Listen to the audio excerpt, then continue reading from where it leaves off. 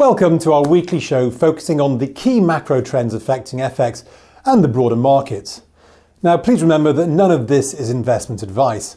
It's for education and engagement purposes only.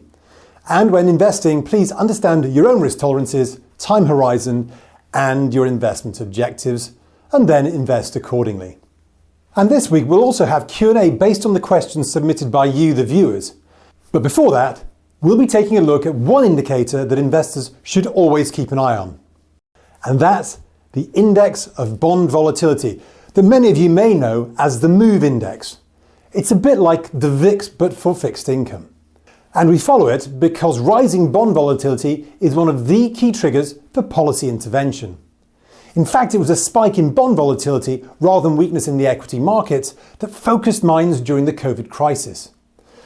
And a basic rule of thumb is that markets are generally undergoing a period of relative calm when the index is under 100 and vice versa.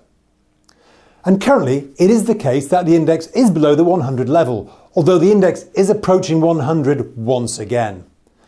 And with expectations for further rate cuts at the December Federal Reserve meeting, it's anticipated that bond yields should drop further, keeping a lid on potential volatility. Recently, however, both the dollar and the MOVE index have started to rise together, implying that risks might now be also rising. And whilst interest rates are expected to fall, longer dated yields remain stubbornly high. And you can see that gap that has opened up between the 2-year and the 10-year yield. And historically, the US has experienced recessions during periods when that gap has been widening out. But so far, there's been no recession, and policymakers stand ready to react if the economy does start to falter.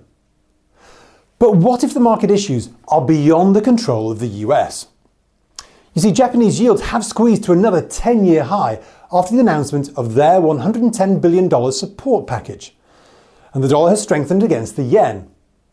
The risk looks skewed to more dollar strength and yen weakness. And all this matters because global markets are so intertwined. Higher Japanese yields can drive up US yields.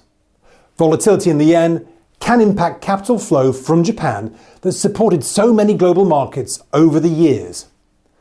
And a rise in the MOVE index may therefore be an indication that these global flows are at a critical point in time. So whilst global markets look calm, many investors have been adding long US dollar positions as a hedge to this uncertainty, even whilst US interest rates are expected to fall. And with that, let's now look at some of the questions that we've received this week.